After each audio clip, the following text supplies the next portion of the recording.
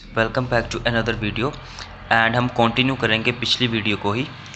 And इसमें हम बात करेंगे कि किस तरह हम अपने BP1 BP2 इंट्रोडक्शन और ओवरऑल को हम फ्रेम कर सकते हैं। ठीक है, तो चलिए स्टार्ट करते हैं। फर्स्टली अगर हम बात करें इंट्रोडक्शन की, इंट्रोडक्शन में हम कैसे लिख सकते हैं, the dash gives information about. The dash मतलब जो भी आपको डायग्राम या जो भी आपको फिगर मेंशन होगी, आप उस हिसाब से वो वर्ड यहाँ पे आप मेंशन कर दोगे। जैसे कि वो बार चार्ट है तो आप लिख सकते हो the bar chart gives information. अगर तो वो सिंगल एक बार चार्ट है तो आप गिव्स लिखोगे, अगर वो दो हैं तो आप गिव लिखोगे। ठीक है, अबाउट डैश, जिस चीज़ के ऊपर उन्होंने बात किया उस चीज़ को आप यहाँ पे मेंशन कर दोगे विद रिफ्रेज। एक तो इस तरह से। सेकंड है, ये मैंने पूरा फ्रेम ही बना दिया इसका। तो इसमें देखिए आप, the given dash exactly same चीज़ करनी जो हमने पीछे की है, बार चार्ट पाई चार्ट जो भी आपका यहाँ पे है वो लिखोगे आप यहाँ पे। Illustrate the piece of data about dash. About dash जिस चीज़ के ऊपर, मतलब जो मैंने अभी पिछली वीडियो में आपको बताया था वट व्हेन वेयर, तो यहाँ पे वट का आएगा यहाँ पे किस चीज़ के बारे में है, उस चीज़ को यहाँ पे मेंशन लिखोगे इन डैश, मतलब वेयर, वट वेयर। ठीक है, किस चीज़ किस प्लेस पे हो रही है उस प्लेस का यहाँ पे नेम आएगा। Over a period of, example के तौर पे यहाँ पे मैंने लिख दिया, जैसे व्हेन आना था यहाँ पे एग्जाम्पल 10 ईयर्स, मैंने फॉर एग्जाम्पल यहाँ पे मेंशन करिए 10 साल के टाइम पीरियड के बारे में उन्होंने बताया है। ऐसे लिख सकते हैं over a period of 10 years from 1930 to 1940। अब मैंने यहाँ पे, आप सोचोगे कि 10 ईयर तो मैंने ऑलरेडी लिख दिया, पर ये क्यों लिखा मैंने 10 ईयर्स? तो ठीक है, मतलब कि 10 साल का डाटा बता रहे हैं, बट मुझे नहीं पता कि वो कहाँ से स्टार्ट है, 1930 से स्टार्ट है या 1980 से स्टार्ट है। ठीक है, तो इस करके मैंने यहाँ पे ये चीज़ मेंशन की है। Then full stop, the data is calibrated in dash. यहाँ पे हम यूनिट लिखेंगे, किस यूनिट में डाटा आपका कैलिब्रेटेड है। अगर परसेंटेज में है तो आप परसेंटेज लिख सकते हो, परसेंटम लिख सकते हो, परसेंटाइल, प्रोपोर्शन, रेशो एक्सेट्रा। ठीक है, ये तो हो गया आपका इंट्रोडक्शन का।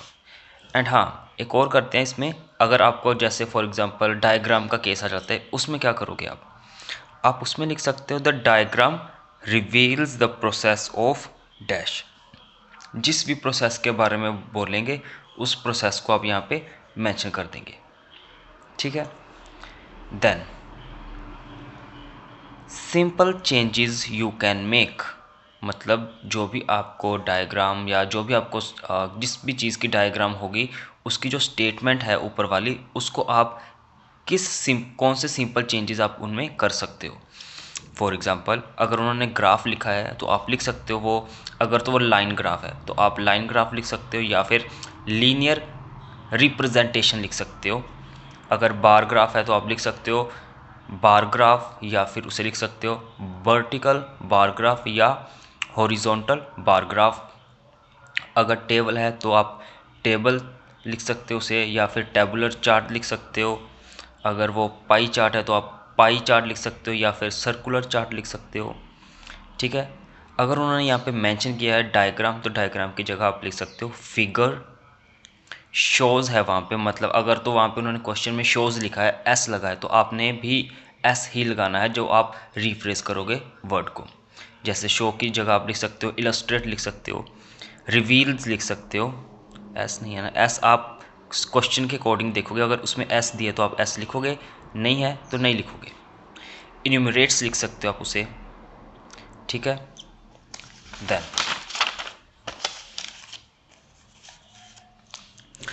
परसेंटेज होगा तो आप परसेंटेज को लिख सकते हो प्रपोर्शन, परसेंटम, परसेंटाइल, रेशो। फिफ्थ, अगर वहाँ पे इंफॉर्मेशन दिया है तो आप लिख सकते हो डाटा। द नंबर ऑफ लिखा होगा वहाँ पे तो आप लिख सकते हो द फिगर फॉर या द प्रोपोर्शन ऑफ। ठीक है, अगर वहाँ पे लिखा है उन्होंने फ्रॉम 1999 टू 2009, तो आप लिख सकते हो बिटवीन 1999 एंड 2009। अब आप सोचोगे मैंने यहाँ पे ये क्यों नहीं लिखा बिटवीन 1999 टू 2009, तो इसका मतलब होगा कि 1999 इंक्लूडेड नहीं है, 2000 से लेकर 2008 तक है। तो आपने लिखना है बिटवीन 1999 एंड 2009 कि इसके बीच में, मतलब ये दोनों फिगर्स भी काउंट होंगी। या फिर over a period of 10 years, अगर आपने ये लिखना है over a period of 10 years तो आपको एग्जैक्टली इस तरह लिखना है, over a period of 10 years from इतना टू इतना। ठीक है। देन BP1, BP1 के केस में आप क्या करोगे, आपने BP1 को स्टार्ट करना है तो BP1 के केस में आप लिख सकते हो at a first glance comma it can be seen that के बाद कोई कॉमा नहीं लगाएंगे हम। ठीक है। At a first glance it can be seen that, या फिर at a first glance comma from the statistics या फिर figures it can be inferred that. या तो आप एट अ फर्स्ट ग्लांस तो आपको लिखना ही लिखना है, उसके बाद या तो आप ये वाला यूज़ कर सकते हो फ्रेज या फिर ये वाला, और स्टैटिस्टिक्स और फिगर में से आपने एक ही यूज़ करना है। ठीक है। उसके बाद हम BP1 को कंप्लीट करेंगे, जिस भी चीज़ के बारे में हमें BP1 लिखना है। अगर वो पाई चार्ट है तो पाई चार्ट के बारे में लिखेंगे हम, बार ग्राफ है तो बार ग्राफ के बारे में लिखेंगे। ठीक है। देन BP2, BP2 के केस में हम करेंगे glancing at the remaining part, glancing at the remaining part full comma, comma के बाद हम लिखेंगे it is conspicuous to notice that, it is at a first glancing at the remaining part it is conspicuous to notice that। उसके बाद हम यहाँ पे आगे मेंशन कर सकते हैं, या फिर आप लिख सकते हो it is vivid that, it is vivid that, it is vivid that, ये लिख सकते हो आप इसकी जगह पे।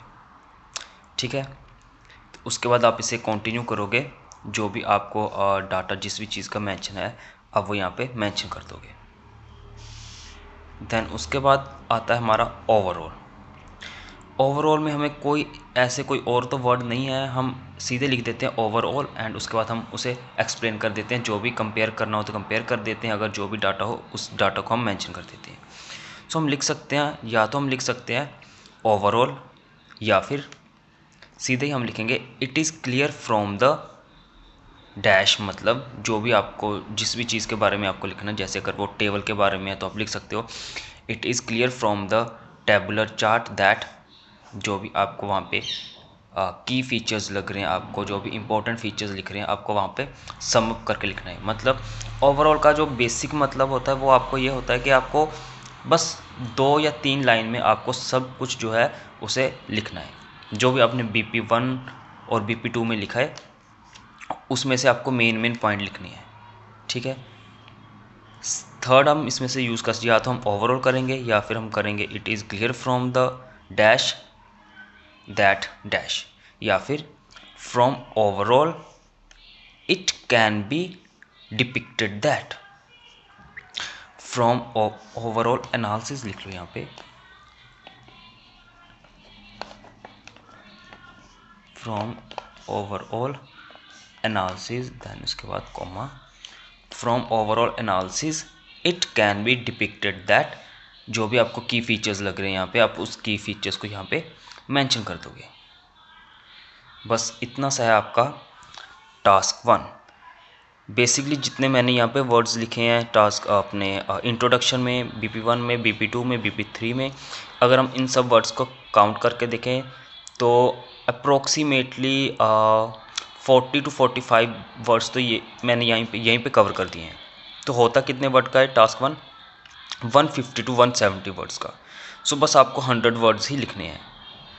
ऑलराइट, होप सो कि वीडियो आपको अच्छी लगी होगी। अगर अच्छी लगी है तो आप वीडियो को शेयर कर दीजिए अपने फ्रेंड्स के साथ, और कमेंट करके बताइए कि कैसा लगा और किस टॉपिक के ऊपर आपको और वीडियोस चाहिए। मिलते हैं नेक्स्ट वीडियो में। Till then bye.